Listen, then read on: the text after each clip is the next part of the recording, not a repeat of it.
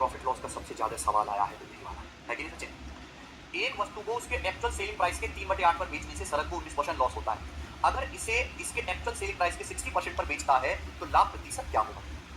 एक वस्तु को उसके वास्तविक विक्रय मूल्य के 3/8 पर बेचने से सरद को 19% लॉस होता है। देखो बच्चों, प्रॉफिट परसेंटेज आपसे पूछा, प्रॉफिट परसेंटेज किसको बेस मान के निकाला जाता है? सीपी को। सीपी क्या होता है? 100%। अब यहाँ एक सामान को उसके एक्चुअल सेलिंग प्राइस के 3/8 पर बेचने, बटे 8 बटे 8 की शक्ल देखिए मैंने मान लिया कि माना एक वस्तु का जो एक्चुअल सेलिंग प्राइस है वो कितना? 8। मान लिया कि एक वस्तु का जो वास्तविक सेलिंग प्राइस है वो कितना है बच्चों? 8। अगर एक्चुअल सेलिंग प्राइस 8 है तो आप सामान को 8 का 3/8, 8 का 3/8 कितना हो गया? 3। जब 3 यूनिट में बेचते हो तो 19% लॉस होता है। 100% में अगर 19% लॉस होगा तो वस्तु बिकेगी कितने में? 81% में।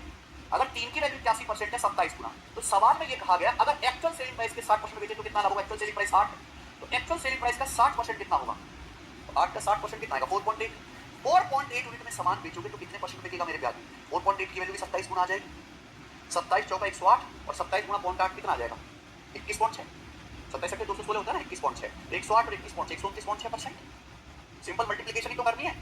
यानी कि अल्टीमेटली 100% के लागत मूल्य का सामान 129.6% में बिकेगा। तो जो 29.6% एक्स्ट्रा में बिका वही क्या है आपका? D option. कोई दिक्कत?